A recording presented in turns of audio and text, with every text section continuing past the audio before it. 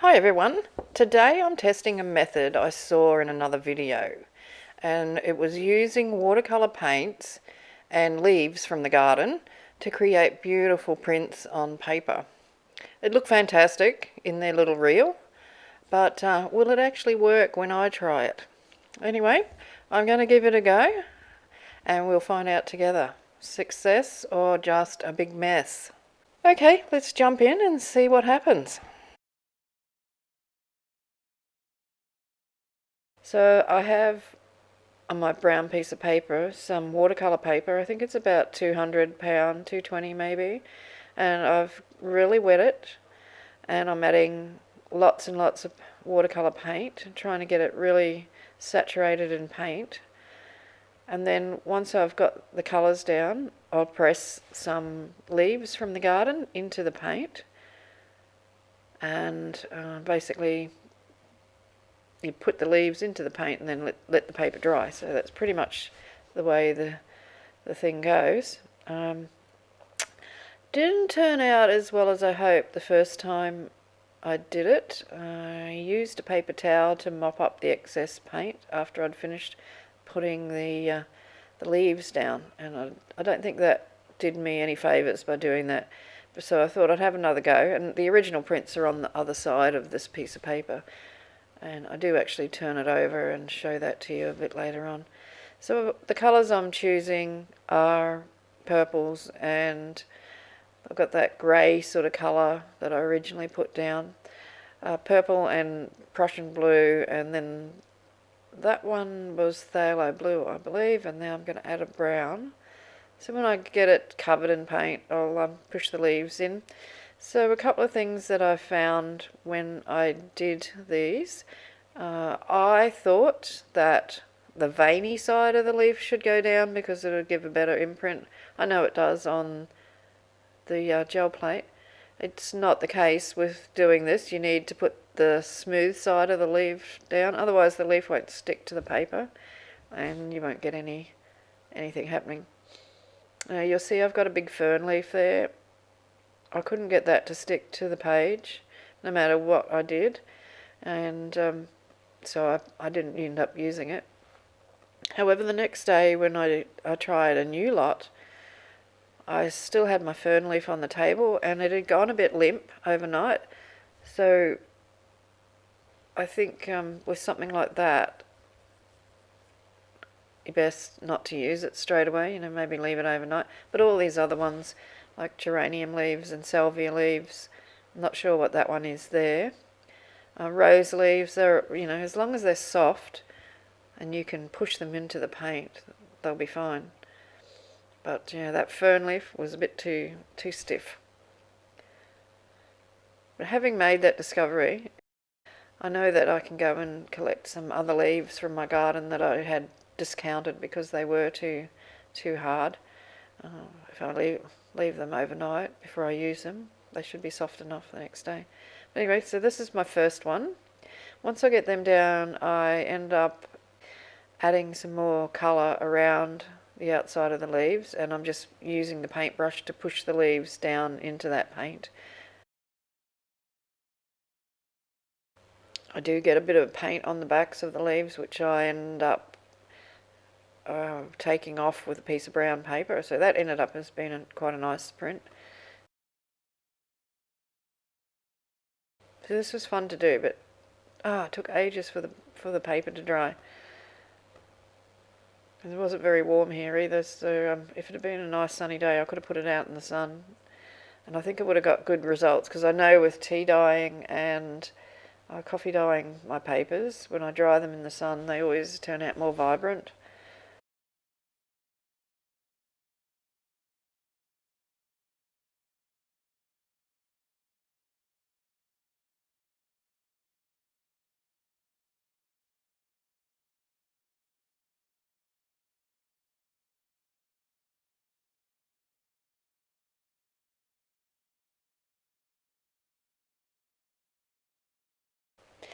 And this is what I got on that piece of brown paper when I pressed it down onto the print, just to get rid of some of the moisture. And I thought that looked pretty nice. But I shouldn't have done that, because that's the mistake I made with the first prints that I did. I didn't leave enough moisture around the outside of the leaves, or enough wet paint. So I just go and add a little bit more back in and then put it aside to dry.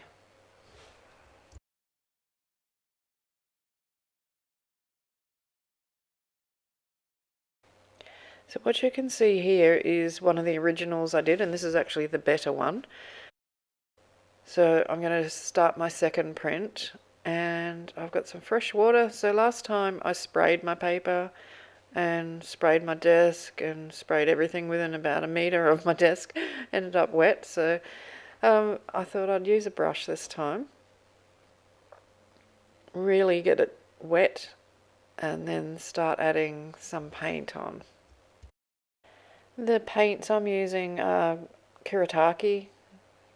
Gansai, something like that. The ones that are in the little pans, they're also Kiratakis, but they're graphites. I may use some others, I can't really remember. So you can see me trying to get this that fern leaf to stick, and I ended up trying a different one which felt a bit softer. This is before I realised that they soften overnight, but it didn't really give much of an imprint at all, which was really disappointing. But anyway, I'm going to fast forward through this bit and then reveal it, and then I will show you some other things that I do with the paint and the leaves.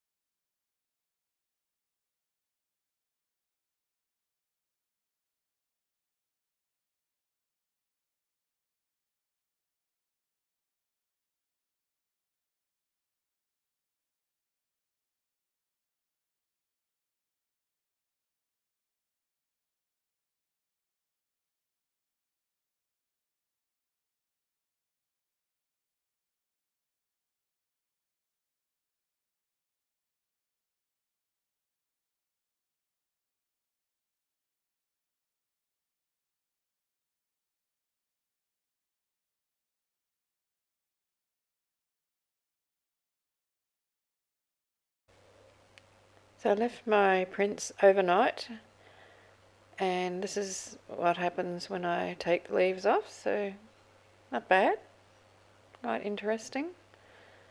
Some of them are really stuck down, especially those salvia leaves, because they're very thin. I think that's why they stuck so well. The geranium ones stuck pretty well too. Actually, I have trouble getting one of them off. They make really nice, interesting prints. I really like the imprint that geranium leaves make. So even after overnight, you can see there's still some wet paint on there. But I'm really happy with that one.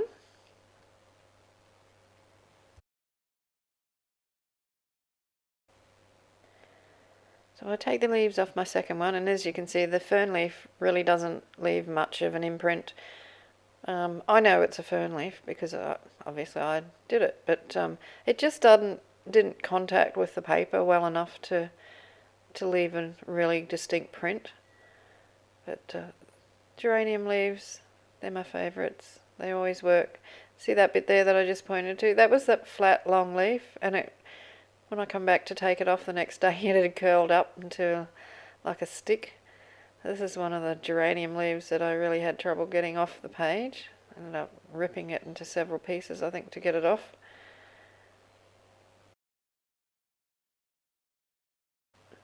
I was thinking about that fern leaf, and maybe if if I put a weight on top of the paper and left it to dry for a couple of days, it probably would have worked.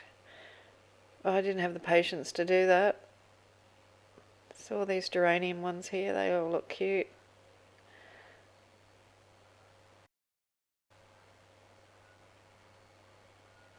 I have an abundance of geranium plants in my garden. I'm just constantly breaking bits off and poking them into the dirt and different other places and pots and things, so I've got heaps of them to choose from, all different sizes. So that's my second print. I'm really happy with that. I experimented with some other type of paper, so this is a dictionary page, and just with a trusty old geranium leaf. Just thought I'd just see how this turned out. I did a couple of others that didn't work out, so I'm not worrying about showing them to you. But for this one, I actually used the hairdryer to try and speed the process up. Wasn't worth doing with the hairdryer. Might as well have just left it in the sun, because I sat there for ages with it and it still wouldn't dry. So in the end I did actually put it out and into the fresh air on the back deck and let it dry naturally. Now, this is a piece of tea-dyed paper that I'd been using to mop up some watercolour paint with, and I thought I'd just paint this leaf and press it into the paper and see what happened, just for the heck of it.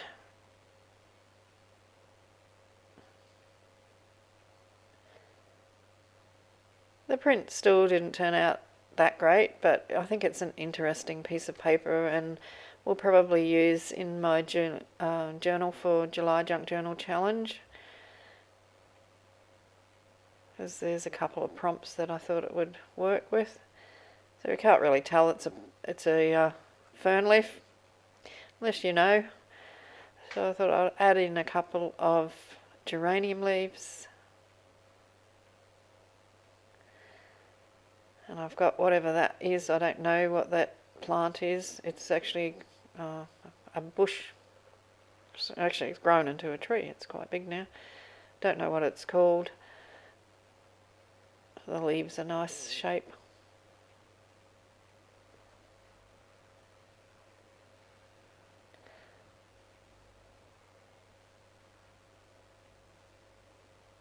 I just continue to press those leaves on to get rid of the excess paint here and there.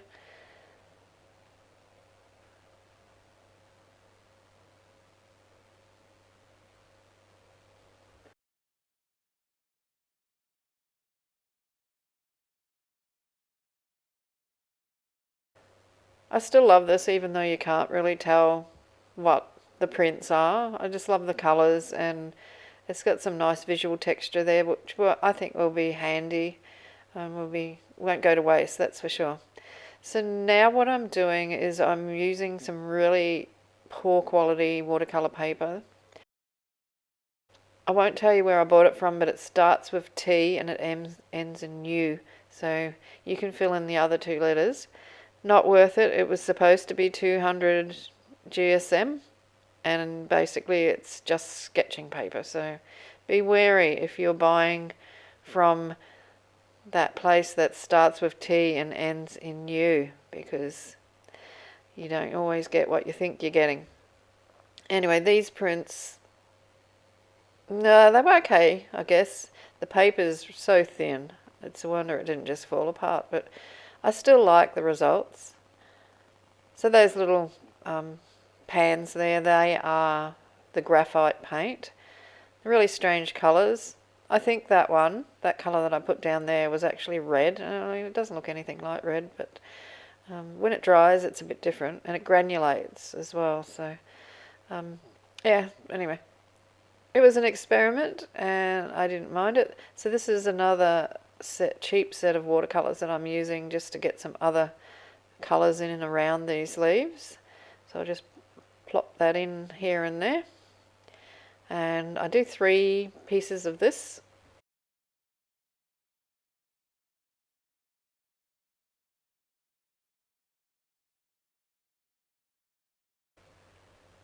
This isn't the right way to use watercolour paint either too, by the way, but it's a cheap set so I don't care. I'm using a piece of paper, the next sheet I'm going to paint on, to take the excess paint off. So that's the first one done. and that's what was on the mop, you know, what I mopped up. So that is on there before I even start with the second print. I do that with all of them.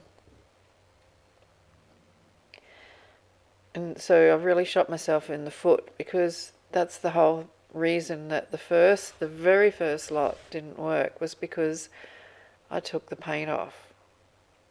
And yeah, had a bit of a seniors moment, obviously, and forgot that it was, you know, I needed to leave the paper really wet. But anyway, okay, Sarah Sarah.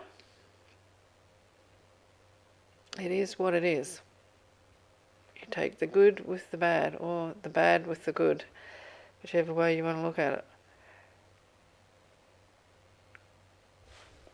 These papers dried way faster than the actual watercolour paper. So that is some acrylic ink. I thought I'd add a little bit of acrylic ink on here just to see if it made a difference to anything, or if it turned out differently, and it did. I didn't like it. But anyway, you'll see that at the end. So this is when that page is dry. Very indistinct prints. I actually thought that the ink would work better than watercolour. It does not. Maybe used in a different way it would have, but not used like it was watercolour paint. Definitely didn't work. But when I say that, it's still a nice piece of paper. So this is the second one. That bit there, really nice.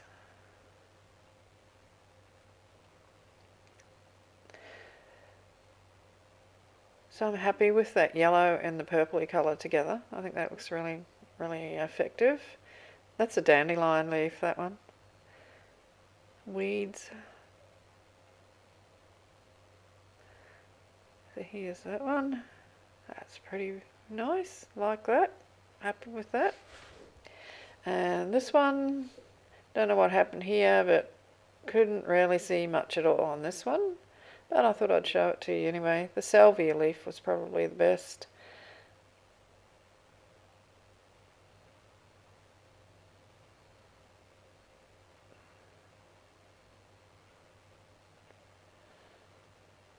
Okay, so I'm going to show you everything that I managed to achieve. Now, this took me about 4 days to do these because of the drying time.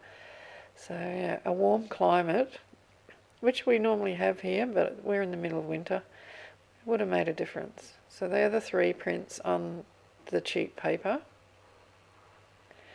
That's my dictionary page. I really love that one. And here's the 2 original ones done on the good quality watercolour paper. So that's my favourite, that one there. Oh, and that was my piece of tea-dyed paper, which I used for mopping up the paint and then tried to put a print on it. So I hope you enjoyed that and that you give it a go. It's messy and it's time consuming, but yeah, when you get papers like this to use in your junk journals and your collage work, it's definitely worth the effort. Alrighty, I'll see you in the next video, and have fun in your crafting studio. In the meantime, hugs and cheers from Australia. Hooroo!